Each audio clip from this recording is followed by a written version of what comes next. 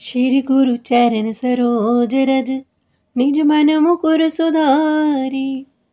वर्णौ रघुवर विमल यश जो दायक फल चारी। तुलसीदास जी के पद कमल बारंबार मनाए। गुण गावहु सिया राम के हनुमत हो सहाय। लेत सदा सुधि दीन की सहज दया के धाम। जननी जनक हमारे प्रभु श्री सीताराम। बोलिए सियावर रामचंद्र भगवान की जय। श्री राधा कृष्ण भगवान की जय। श्री गौरी शंकर भगवान की जय। श्री हनुमान जी महाराज की जय। श्री तुलसीदास जी महाराज की जय। श्री गुरुदेव भगवान की जय। सब संतन की जय, सब भक्तन की जय। जय जय श्री सीताराम, जय जय श्री राधे श्याम। नमः पार्वती पतये हर हर महादेव। करुणा निधान भगवान की अकारण करुणा के कारण हम सब भगवान श्री राघवेंद्र सरकार की मंगलमयी कथा का गायन श्रवण लाभ श्री रामचरित मानस के आधार पर प्राप्त कर रहे हैं। तो आइए कथा प्रारंभ करने से पहले 2 मिनट भगवान नाम भाव सहित। श्री राम जय राम, जय जय राम। श्री राम जय राम, जय जय राम। श्री राम जय राम, जय जय राम। श्री राम जय राम, जय जय राम। श्री राम जय राम, जय जय राम। श्री राम जय राम, जय जय राम। श्री राम जय राम, जय जय राम। श्री राम जय राम, जय जय राम। श्री राम जय राम, जय जय राम। बोलिए श्री सीताराम जी महाराज की जय। बोलिए श्री हनुमान जी महाराज की जय। श्री हनुमान जी महाराज की भावमयी उपस्थिति में आइए हम सब श्री रघुनाथ जी की पावन कथा में प्रवेश करते हैं। श्री राम कथा भाग 3 में अभी तक हमने श्रवण किया कि गोस्वामी श्री तुलसीदास जी महाराज जी संपूर्ण सृष्टि को भगवान में मानकर सबको प्रणाम करते हैं, सबकी वंदना करते हैं और यही कहते हैं कि आप सब मुझ पर कृपा बनाए रखें। क्यों? क्योंकि मेरा मन तो बहुत चंचल है, लेकिन मेरे हृदय में भाव आया है कि मैं श्री रघुनाथ जी के चरित्र लिखूं। इसलिए आप सब मुझ पर कृपा करें कि मैं ये चरित्र लिख पाऊं। लेकिन हाँ, मुझ में तो कोई ऐसा गुण नहीं है कि मैं भगवान के गुणों का वर्णन कर सकूं, क्योंकि सर्वप्रथम तो मेरा मन ही चंचल है, ये एक जगह टिकता नहीं। और दूसरी बात ये कि ना मुझ में बुद्धि है और ना ही मुझ में ज्ञान है और ना ही मेरे अंदर कविता के गुण हैं और ना ही मैं बोलने में प्रवीण हूँ और ना ही किसी भाषा का मुझे अच्छी तरह से ज्ञान है। मेरी मति अत्यंत छोटी है और भगवान श्री राम के चरित्र अथाह हैं। लेकिन हाँ, एक गुण है, वो मुझ में नहीं, इस श्री रामचरित मानस में है। एहि में रघुपति नाम उदारा, अति पावन पुराण श्रुति सारा। मंगल भवन अमंगल हारी, उमा सहित जय जपत पुरारी। कि इसमें भगवान का उदार नाम है, जो कि पवित्र पुराणों और वेदों का सार है। ये मंगलों का भवन है और सब अमंगलों को हरने वाला है। और भगवान शंकर जी उमा सहित इसी नाम को जपते हैं। तो मैं भगवान नाम का आश्रय लेकर भगवान के नाम के बल पर ही मैं यह श्री रामचरित मानस लिखना चाहता हूँ। तो अब बाबा तुलसी भगवान नाम में श्रद्धा और प्रीति रखते हुए नाम की महिमा का वर्णन करते हैं।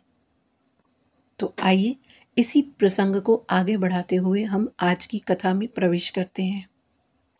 श्री तुलसीदास जी संपूर्ण सृष्टि की वंदना के बाद अब श्री तुलसीदास जी राम नाम जी की वंदना कर रहे हैं।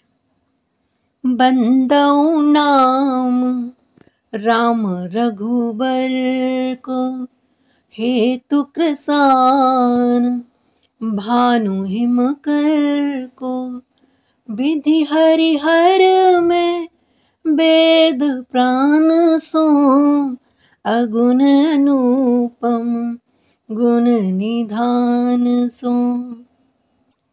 बंदौ नाम राम रघुबर को, कि अब मैं श्री रघुनाथ जी का जो नाम है राम, उसकी वंदना करता हूँ। वो राम नाम कैसा है? कहते हैं हेतु कृसान भानु हिमकर को। हेतु अर्थात कारण, कृसान कहते हैं अग्नि को, भानु सूर्य और हिमकर कहते हैं चंद्रमा को। तो अर्थात जो श्री राम जी का नाम है वो सूर्य, अग्नि और चंद्रमा का कारण है। अर्थात ये जो राम जो शब्द है, र अग्नि का बीज मंत्र है और अ सूर्य का बीज मंत्र है और म चंद्रमा का बीज मंत्र है। तो अग्नि का कार्य क्या होता है? जलाकर सब कुछ भस्म कर देना। सूर्य प्रकाश देता है और चंद्रमा शीतलता प्रदान करता है। तो अर्थात ये जो राम नाम है ये पापों को भस्म कर देता है और ज्ञान का प्रकाश देता है और मन को शीतलता प्रदान करता है। और आगे क्या कहते हैं? विधि हरि हर में वेद प्राण सो। विधि अर्थात ब्रह्मा जी, हरि विष्णु जी और हर अर्थात भगवान शंकर। तो वेद प्राण सो अर्थात ये वेदों के प्राण हैं। ये कैसे हैं? ब्रह्मा विष्णु और शंकर के समान हैं और वेदों के प्राण हैं। और अगुण अनुपम गुण निधान सो। अगुण अर्थात निर्गुण है और अनुपम अर्थात ये उपमा रहित है और गुण निधान सो अर्थात ये गुणों का भंडार है। तो यहाँ पर अगुण शब्द भी आया है, यानी जो निर्गुण है, और गुण निधान भी कह रहे हैं कि ये गुणों का निधान है। तो यहाँ अगुण शब्द का तात्पर्य है कि जिनसे जिस माया से ये सृष्टि बनी है, सत्व रज तम, अर्थात जो भगवान का नाम है ये इन गुणों से परे है। यानी भगवान ने अपनी माया से इस सृष्टि की रचना की है, लेकिन प्रभु माया के इन गुणों से बंधे हुए नहीं है, इसलिए यहाँ शब्द आया अगुण। और दूसरा शब्द जो आया गुण निधान सो, अर्थात ये गुणों का भंडार है, अर्थात इसमें विशेषताएं ही विशेषताएं हैं। तो बाबा तुलसी कहते हैं कि मैं श्री रघुनाथ जी का जो राम नाम है उसकी वंदना करता हूँ, क्योंकि यह अग्नि सूर्य और चंद्रमा का ये कारण है और यह जो नाम है ब्रह्मा विष्णु महेश के समान है और ये वेदों के प्राण हैं। यह राम नाम निर्गुण, उपमा रहित और गुणों का भंडार है। इसलिए बाबा तुलसी राम नाम की महिमा गाते हुए क्या कहते हैं? तुलसी रा के गात ही निक से पाप अपार, पुनि पाछे आवत नहीं, जब लगे मकार की वार, जब लगे मकार की वार। तुलसीदास जी कहते हैं कि रा कहते ही क्या होता है? हमारा मुंह खुलता है। तो बाबा कहते हैं रा कहते ही हमारे भीतर के जो सब पाप हैं वो निकल जाते हैं और म कहने से हमारा मुंह बंद हो जाता है। अर्थात म कहते ही जो पाप हमारे हृदय से निकल चुके थे अब वो अंदर प्रवेश नहीं कर सकते ही। इसलिए कहा पुनि पाछे आवत नहीं जब लगे मकार की वार। इसलिए बाबा तुलसी कहते हैं राम नाम मणि दीप धरो जी दे हरि द्वार। तुलसी भीतर बाहर जो चहसी उजियार। जो चहसी उजियार। तो दीपक का कार्य है प्रकाश देना। और हमारी सनातन परंपरा में तो घर की दहलीज पर सुबह और शाम दीपक जलाने की परंपरा है। क्यों जलाते हैं हम घर की दहलीज पर दीपक? क्योंकि यह नरसिंह भगवान का स्थान है। क्योंकि नरसिंह भगवान अवतार लेते हैं हिरण्यकशिपु का संहार करने के लिए, और हिरण्यकशिपु ने वरदान ही ऐसा मांगा था कि ना वो घर के भीतर मरे और ना वो घर के बाहर मरे। इसलिए भगवान ने घर की दहलीज पर उसका संहार किया था। तो ये स्थान नरसिंह भगवान का है। और दूसरी मान्यता है कि ये हमारे पितरों का भी स्थान है। हमारे घर की दहलीज, हमारे पितृ घर की दहलीज पर आकर हमें आशीर्वाद देते हैं। कहते हैं कि हर अमावस के दिन हमारे पितृ आते हैं, और अमावस्या के दिन हमारे यहाँ हिंदू धर्म में परंपरा है कि हम पितरों के नाम से दान देते हैं। तो हमारे हिंदू धर्म में ऐसी परंपरा है कि दहलीज पर दीपक जलाया जाता है सुबह और शाम। ये हम उनके प्रति श्रद्धा व्यक्त करते हैं, उनके प्रति सम्मान, उनके प्रति आदर का ये सूचक है।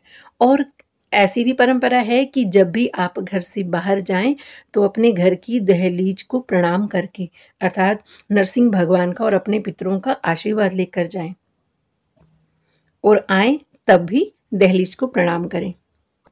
जैसे हम घर के मंदिर में हम जब बाहर जाते हैं तो घर के जो मंदिर बना हुआ है हम उनको माथा नवा कर जाते हैं, ऐसे ही दहलीज को भी प्रणाम करना चाहिए। तो ये हुई हमारी परंपरा की, हमारी श्रद्धा और विश्वास की बात। और दीपक का कार्य क्या है? प्रकाश देना। तो पुराने समय में, अभी जब हमारे विज्ञान ने इतनी उन्नति नहीं की थी, तो तब लोग जो है घर की दहलीज पर दीपक जलाते थे, क्योंकि इसका कार्य है प्रकाश देना, ताकि ये घर के बाहर जो गली है वहाँ पर कोई राहगीर गुजरे तो उसको भी प्रकाश मिले और घर के भीतर भी प्रकाश हो। तो इसलिए बाबा तुलसी कहते हैं कि राम नाम मणि दीप धरूं। तो मणि इसलिए कहा इस दीपक को क्योंकि मणि का स्वभाव क्या होता है? शीतलता प्रदान करना, और दीपक का स्वभाव क्या है? प्रकाश देना। तो बाबा कहते हैं राम नाम मणि दीप धरूं जीह देहरी द्वार। तुलसी भीतर बाहर हूं जो चहसी उजियार। तो बाबा कहते हैं कि यदि तुम अपने भीतर और बाहर उजियाला चाहते हो तो राम नाम मणि दीपक जो है वो अपनी मुख के द्वार की जीभ रूपी दहलीज पर रखो, तो ज्ञान का प्रकाश होगा और भीतर और बाहर उजियाला हो जाएगा। अर्थात जो हमारे भीतर भगवान है वही इस संसार में प्रकट रूप से बाहर भी भगवान ही है। इसलिए तो बाबा तुलसी ने पूरी सृष्टि की जो वंदना की है वो सिया राम में सब जग जानी।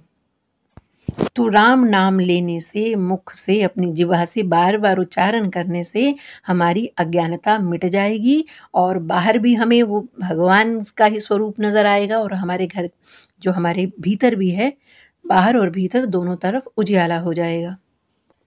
बाबा राम नाम की महिमा में और क्या कहते हैं? कहते हैं ब्रह्म राम ते नाम बड़ बरदायक बरदानी। रामचरित सतकोटि में लिए महेश जिय जानी। गोस्वामी श्री तुलसीदास जी ने श्री रामचरितमानस में निर्गुण परमात्मा को ब्रह्म और सगुण परमात्मा को राम कहकर संबोधित किया है। तो जो निर्गुण के उपासक हैं वो ध्यान के द्वारा परमात्मा को पा लेते हैं, और जो सगुण के उपासक हैं वो मूर्ति पूजा से उस परम तत्व की प्राप्ति कर लेते हैं। तो बाबा यहाँ कह रहे हैं कि ब्रह्म राम ते नाम बड़। ब्रह्म अर्थात निर्गुण और राम अर्थात सगुण।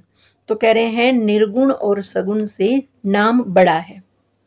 बरदायक बरदानी, रामचरित सतकोटि मह लिए महेश जिय जानी। अर्थात कि ब्रह्म और राम से भी नाम बड़ा है, यह वरदायकों को भी वर देने वाला है, ऐसा अपने हृदय में जानकर शिव जी ने 100 करोड़ रामचरित्रों में से एक राम नाम को निकाल लिया है और भगवान शंकर सदैव उस राम नाम का जप करते हैं। तो कहने का तात्पर्य ये है कि नाम में इतनी शक्ति है कि वो नामी से मिला ही देता है। उदाहरण के तौर पर हम ऐसा समझें कि हमें किसी का नाम तो पता था, लेकिन हमें ये नहीं पता कि उसका घर कहाँ है, तो नाम पूछ पूछ कर हम उसके घर तक पहुंच ही जाते हैं। नाम की महिमा में एक रोचक कहानी भी है जो कि नाम की महिमा को प्रकट करती है। कहानी ऐसी है कि एक गांव में 5 चोर थे। वो क्या करते थे, वो भगवान का नाम लेकर लोगों को लूटते थे। जंगल के रास्ते जो राहगीर गुजरता वो क्या करते कि 5 चोर अलग अलग जगह पर छिप जाते और इंतजार करते कि कोई यहाँ से व्यापारी गुजरे और हम उसको लूटें। तो उन 5 चोरों ने भगवान के नाम पर अपने कोडवर्ड बनाए हुए थे। जैसे ही कोई राहगीर उन्हें दिखता तो एक चोर भगवान का नाम लेता, नारायण नारायण नारायण, जिसके पीछे उनका तात्पर्य होता था कि नर आयन, अर्थात कोई आदमी आ रहा है। तो दूसरा कहता, हे केशव हे केशव हे केशव, इसका मतलब था कि वो है कैसा। तो तीसरा कहता, दामोदर दामोदर दामोदर। तो दामोदर तो भगवान का नाम है, लेकिन उनके लिए ये कोड वर्ड था कि दाम कहते हैं पैसे को, यानी जो भी धन है, और उदर कहते हैं पेट को। तो पुराने समय में लोग, जो व्यापारी लोग थे, वो एक कपड़े में पैसे बांधकर उसको अपने पेट पर बांध लेते थे। तो इसलिए वो कह रहा था दामोदर दामोदर दामोदर, अर्थात उसके उदर पर, उसके पेट पर पैसे बंधे हुए हैं। तो चौथा कहता, वासुदेव वासुदेव वासुदेव, अर्थात उस बांस से उसको मारो। और 5वां कहता था, हरिहर हरिहर हरिहर, अर्थात कि जो कुछ भी उसके पास है सब हरण कर लो, छीन लो। तो एक दिन वो 5 चोर काल के गाल में चले गए और यमराज के सामने प्रस्तुत हुए। तो यमराज ने उनके पाप का रजिस्टर देखा और फिर पुण्य का रजिस्टर देखा। समझ में नहीं आ रहा था, बार बार पाप का देखें, फिर पुण्य का देखें, और फिर उनको देखें, फिर रजिस्टरों को देखें, फिर उनको देखें। तो यमराज जी भी कंफ्यूज हो गए कि इनका करूं क्या। तो जब वे स्वयं कोई निर्णय ना कर पाए तो उन्होंने वो दोनों रजिस्टर दूत के हाथ भगवान के पास भेजे। अब भगवान ने भी जैसे उनके रजिस्टरों को देखा, पाप का देखें, फिर पुण्य का रजिस्टर देखें, भगवान भी कंफ्यूज हो गए। तो भगवान ने उन दूतों को कहा कि ऐसा करो, उन 5 चोरों को मेरे पास भेजो। और जैसे ही वो 5 चोर भगवान के सामने आए तो भगवान ने उनको गुस्से में कहा, तुम्हें शर्म नहीं आती? मेरे नाम से लोगों को लूटते हो, तुम्हें नरक भेज दूंगा। तो दूतों ने कहा, भेज दीजिए, हम तो कह देंगे कि भगवान तो झूठ बोलते हैं। भगवान ने कहा, हे भगवान, मैं झूठ बोल रहा हूं? काम तुम उल्टे करो और झूठा मैं। तो चोरों ने कहा, हाँ, आप झूठ बोल रहे हैं। अरे आप ही तो कहते हो, सनमुख होई जीव मोहि जाबहि, जन्म कोटि अघ नासहि तबहि। यह चौपाई है सुंदरकांड में। राम जी कह रहे हैं, कब? जब सुग्रीव कहता है विभीषण के आने पर, जानी न जाई निसाचर माया, काम रूप के ही कारण आया, भेद हमार लेन सठ आवा, राखियो बांधि मोहि अस भावा।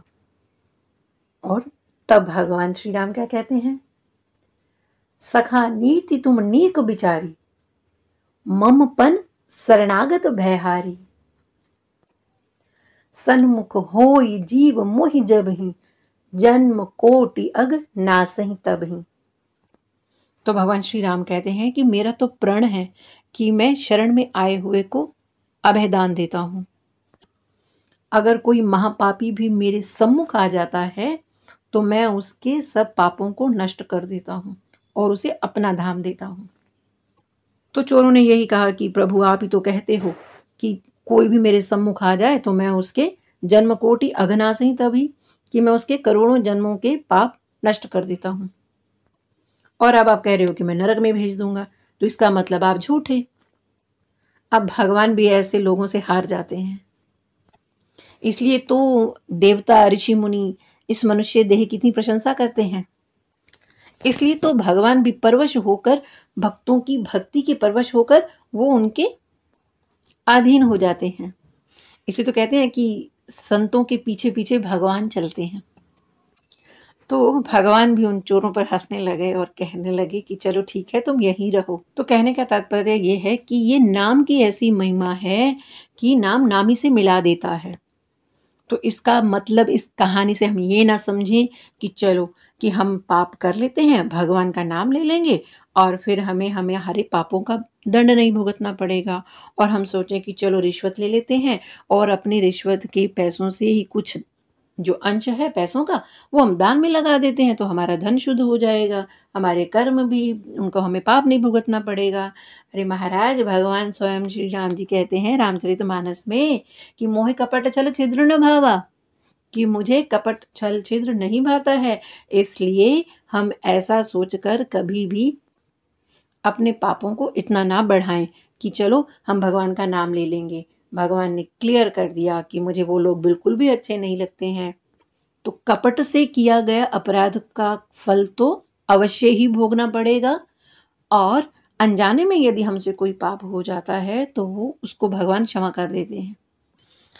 तो कहने का तात्पर्य है कि ये नाम की ऐसी महिमा है कि नाम नामी तक। अब देखो, वो चोर तो केवल भगवान का नाम लेते थे, उन्होंने तो सपने में भी नहीं सोचा था कि हम जो है भगवान की प्राप्ति करेंगे। देखो कि चोरी के बहाने ही भगवान नाम लेते थे और उन्हें भगवान के साक्षात दर्शन हुए और भगवान के धाम में रहने का अवसर भी प्राप्त हुआ। तो ऐसी है राम नाम की महिमा। इसलिए बाबा तुलसी कहते हैं, भाए कुभाए अनख आलसहु, नाम जपत मंगल दिसि दसहु। भाएं अर्थात भाव से, और कुभाएं अर्थात कुभाव से, अनख अर्थात कहते हैं क्रोध से, और आलसों अर्थात आलस से। बाबा तुलसी कहते हैं कि जैसे भी नाम जपो, नाम जपत मंगल दिशि दसहु, कि नाम जपने से दसों दिशाओं में मंगल ही मंगल होगा। और कलयुग की तो यही एक विशेषता है। कलयुग में तो वैसे तो सब अवगुण ही भरे हैं, लेकिन एक गुण है, वो क्या है? कलयुग केवल नाम आधारा, सुमिर सुमिर नर उतरहि पारा। इस प्रकार बाबा तुलसी ने राम नाम की महिमा गाई। अब आगे की कथा अगले भाग में श्रवण करेंगे। तब तक हरये नमः, हरये नमः, हरये नमः।